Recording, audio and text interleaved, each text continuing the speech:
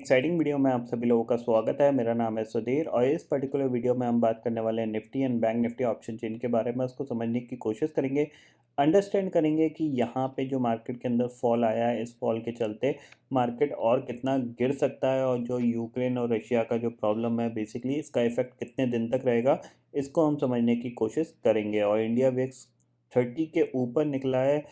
Almost कह सकते हैं हम मार्च 2020 के बाद जब कोरोना का फॉल आया था उसके बाद ये 30 के ऊपर निकला है। तो क्या यहाँ पे और भी ज़्यादा वॉलेटिलिटी बढ़ेगी या फिर मार्केट सेटल डाउन होने की कोशिश करेंगे।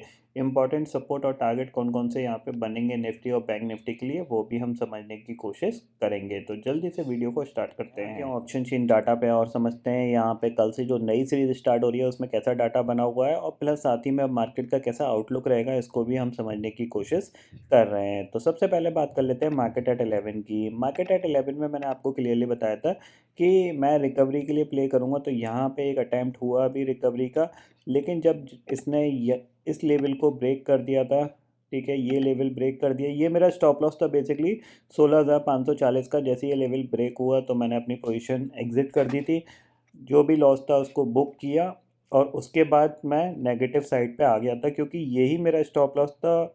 जाहिर सी बात है, तो मेरा स्टॉप लॉस ट्रिगर हुआ तो मेरी सेल की पोजीशन यहाँ पे एक्टिवेट हो गई और यही मेरा स्टॉप लॉस था सेल की पोजीशन का, यानी बाई के लिए मेरा यही स्टॉप लॉस था। जब ये लेवल ब्रेक हो गया जाहिर सी बात है मार्केट नेगेटिव हो गया तो यही मेरा लेवल जो था वो सेल की पोजीशन का यहाँ पे बन गया था। तो फिर यहाँ पे अराउंड ये 16,370 के लेवल तक का, यानी ये जो स्विंग था जो निफ्टी ने बनाया था, ठीक है, इस स्विंग का टारगेट लेके मैंने यहाँ पे शॉर्ट किया और फिर अराउंड इस लेवल पे जाके 16,360 के आसपास यहाँ पे प्रॉफिट, बेसिकली जो लॉस हुआ था सुबह वो यहाँ पे रिकवर हुआ और प्लस साथ में कुछ थोड़ा सा प्रॉफिट यहाँ पे कन्वर्ट हुआ। बैंक निफ्टी के अंदर एक अच्छी अपॉर्चुनिटी मिली क्योंकि बैंक निफ्टी वन वे गिरा। आप देख रहे हो यहाँ पे कि बैंक निफ्टी यहाँ से ऑलमोस्ट कहाँ 35,972 से ये एक वन वे फॉल आया। और मैं हमेशा अपने वीडियोस में आपको क्लियरली बताता हूँ कि अगर 5 मिनट की कैंडल भी अगर आप फॉलो करते हो तो बहुत अच्छा प्रॉफिट यहाँ पे देखने को मिल सकता है। तो ये पूरा एक फॉल था जो कि आपको दिख रहा है सारा, ये एक्सपायरी की वजह से था। क्योंकि एक्सपायरी में होता क्या है कि देखो, जाहिर सी बात है कि इस लेवल पे हम फरवरी के मंथ में ट्रेड किए ही नहीं थे, ठीक है।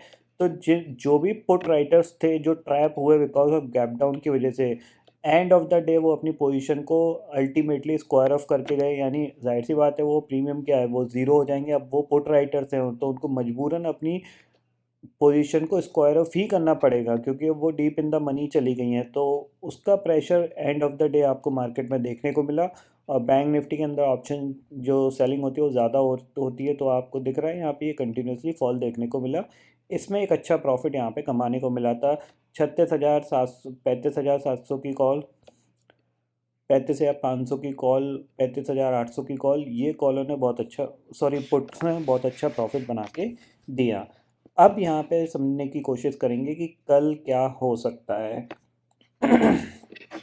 ठीक है, उसके लिए हम समझते हैं सबसे पहले ऑप्शन चेन डाटा को देखते हैं। ठीक है, ऑप्शन चेन डाटा में अगर हम देखें तो निफ्टी की जो क्लोजिंग है, निफ्टी की क्लोजिंग कहाँ पे है, 16,200 पे निफ्टी की क्लोजिंग है। तो 16,200 के आसपास अगर हम देखें यहाँ पे तो 16,200 की जो पुट है वहाँ पे 9.8 लाख का ओपन इंटरेस्ट खड़ा हुआ है। 16,000 की जो पुट है वहाँ पे करीब 17.8 लाख का ओपन इंटरेस्ट और 16,500 की पुट वहाँ पे 15 लाख का ओपन इंटरेस्ट है। कॉल साइड पे अगर देखा जाए तो कहीं पे भी आपको कॉल राइटर्स नहीं दिख रहे हैं 16,500 के नीचे। सिर्फ 16,500 के कॉल पे ही आपको करीब 15 लाख का ओपन इंटरेस्ट दिख रहा है। ठीक है, बिकॉज सीरीज नई है इसमें कोई ज़्यादा डाटा नहीं बना हुआ है, तो हम चार्ट पे ही अंडरस्टैंड करने की कोशिश करेंगे कि निफ्टी का बिहेवियर कैसा रह सकता है अगले आने वाले 2 से 3 ट्रेडिंग सेशन के लिए। नीचे कॉल राइटर्स नहीं है ये क्लियरली दिख रहा है, तो उसका मतलब क्या है कि बाउंस भी जो आएगा वो बहुत ज़्यादा स्ट्रॉन्ग आएगा, ये चीज़ आप क्लियरली समझ लीजिए। अब यहाँ पे हम चलते हैं निफ्टी के चार्ट पे और उसको समझते हैं कि निफ्टी का चार्ट अब एक्चुअल में क्या पिक्चर दिखा रहा है। देखो सबसे बड़ी चीज़ क्या है, हम ऑलमोस्ट फरवरी के डे लो पे जाके बंद हुए हैं, ठीक है ना। हमने फरवरी का ऑलमोस्ट स्टार्ट किया था अराउंड इस लेवल से और हम डे लो पे जाके बंद हुए हैं फरवरी में, जो पिछले कुछ स्विंग थे। ठीक है, अगर डाउ फ्यूचर की यहाँ पे बात करूँ तो आप देख सकते हो कोई यूएस मार्केट के अंदर कोई फ्यूचर्स में कोई बड़ी गिरावट नहीं थी, बट रैदर देन हम उसके अलावा हम काफ़ी तेज़ी से गिरे, क्योंकि ये पिछले कुछ दिन से ऑलरेडी यहाँ पे ये गिरे हुए हैं यूएस मार्केट, और हम गिर नहीं रहते तो उसका इफ़ेक्ट हमें आज एक ही दिन में हमारा पूरा कोटा पूरा हो गया है, ठीक है। तो निफ्टी का अगर हम अब सपोर्ट फाइंड आउट करने की कोशिश करें तो देखो सिंपल ही चीज़ ये है, 16,000 आपके लिए सबसे इम्पोर्टेंट सपोर्ट का काम करेगा। क्यों करेगा? क्योंकि इसने बहुत ही ऑलमोस्ट 3 से 4 महीने के कंसोलिडेशन के बाद ये ब्रेकआउट आया था, ठीक है। 16,000 के नीचे हम बहुत ज़्यादा वीक हो जाएंगे, यानी कल क्या हो सकता है, कल आपको देखो, कल के ट्रेडिंग सेशन में अगर मैं बात करूँ, कल आपको एक मॉर्निंग में हो सकता है कि एक सेलिंग प्रेशर देखने को मिले 16,000 के लेवल से, और फिर वहाँ से आपको बाउंस बैक भी देखने को मिल सकता है। तो थोड़ा सा वॉलेटिलिटी यहाँ पे रहेगी। ऊपर का लेवल सबसे इम्पोर्टेंट जो होगा वो यही होगा, अराउंड 16,450 का। इसके ऊपर जब हम निकलेंगे तभी हम पॉजिटिविटी की बात करेंगे, अदरवाइज़ यहाँ पे मार्केट रेजिस्टेंस फेस कर सकता है, क्योंकि ये पिछला स्विंग लो था, जाहिर सी बात है ये पिछला स्विंग लो था, तो इसी लेवल पे आके ये दोबारा से अटक सकता है। तो आपको क्या करना है, आपको इस चीज़ पे ध्यान रखना है कि कल सुबह सुबह अगर मार्केट स्लाइटली गैप अप खुल रहा है, ठीक है, अगर स्लाइटली गैप अप खुल रहा है तो ये लेवल इसके लिए सपोर्ट बन सकता है, लेकिन एक बार पैनिक जरूर क्रिएट करेगा, ये अराउंड 16,000 के लेवल को टच करने की कोशिश कर सकता है। ये चीज़ आप क्लियरली यहाँ पे समझ लीजिए। दूसरी चीज़, एक चीज़ इम्पॉर्टेंट है कि जो भी ऑप्शन बायर्स हैं, विक्स बहुत तेज़ी से जंप हुआ है आज के ट्रेडिंग सेशन में। अगर देखा जाए तो विक्स देख सकते हो आप 32 के लेवल पे है, 30% विक्स ने जंप किया है। अब होगा क्या? बिकॉज विक्स 30 के ऊपर जंप किया है तो जो प्रीमियम है वो बहुत ही इतने ज़्यादा हाई फाई हो गए हैं कि आप पूछ नहीं सकते, सोच नहीं सकते, ठीक है ना।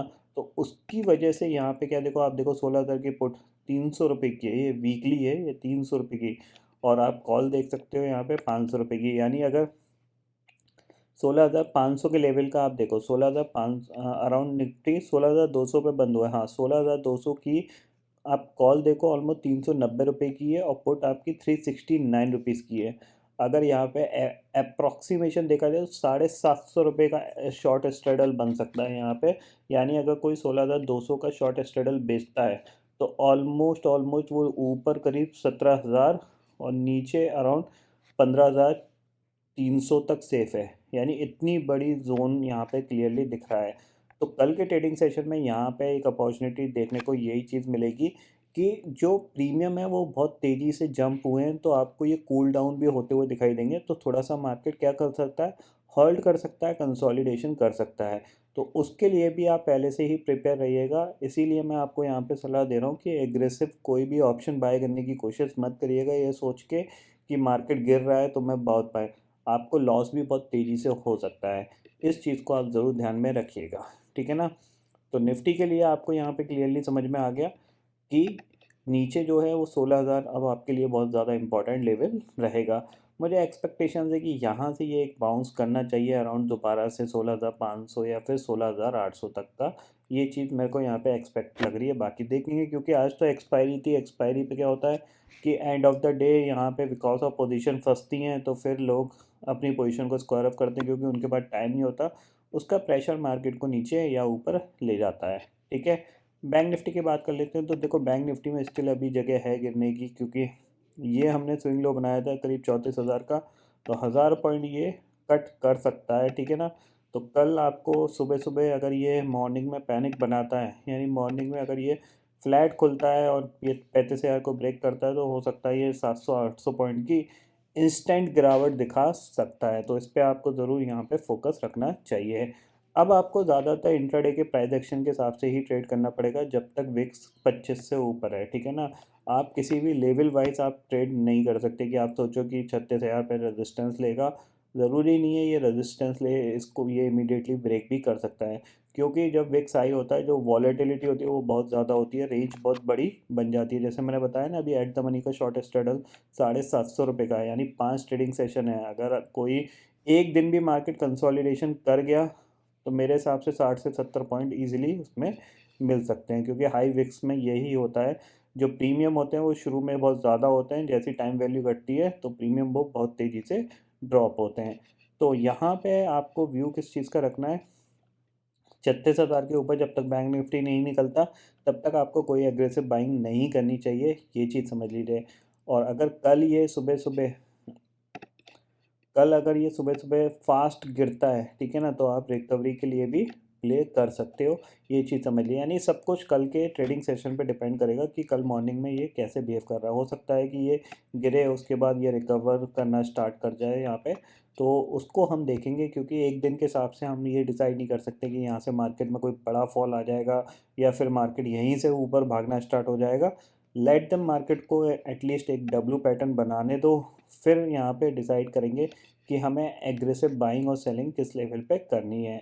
ये चीज़ समझ लीजिए कि हाँ, ग्लोबल मार्केट के चलते यहाँ पे हमारा मार्केट भी थोड़ा सा वीक रहेगा।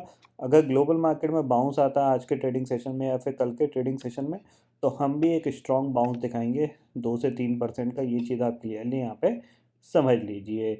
एक बार ग्लोबल मार्केट की बात कर लेते हैं, तो देख लेते हैं ग्लोबल मार्केट अभी कैसे ट्रेड कर रहे हैं। देखो करीब 700 पॉइंट यहाँ पे डाउ फ्यूचर डाउन है, और करीब नैस्डैक फ्यूचर की बात करें तो 360 पॉइंट नेगेटिव डाउन है। और यूरोपियन फ्यूचर्स की बात करें तो करीब ऑलमोस्ट 4.5% से आसपास गिरे हुए हैं यहाँ पे। तो सारे मार्केट करीब लाल निशान में ही कामकाज कर रहे हैं। तो यहाँ पे ये समझ लीजिए कि अगले 2 से 3 ट्रेडिंग सेशन में मेरे हिसाब से थोड़ा सा सेटलमेंट हो जाना चाहिए यहाँ पे इस वॉलेटिलिटी का, और फिर देखते हैं मार्केट किस साइड जाने की कोशिश करेगा। तो आई होप दोस्तों ये पर्टिकुलर डाटा आपको समझ में आ गया होगा। दोस्तों फिलहाल इस वीडियो में इतना ही है। आई होप ये वीडियो आपको पसंद आएगा। वीडियो पसंद आता है तो लाइक और शेयर ज़रूर करिएगा, और चैनल को जो सब्सक्राइब कर लीजिए, क्योंकि मैं सुधीर लेके आता रहूँगा हर दिन आपके लिए नए नए वीडियो। इसी के साथ शुक्रिया दोस्तों, जय हिंद।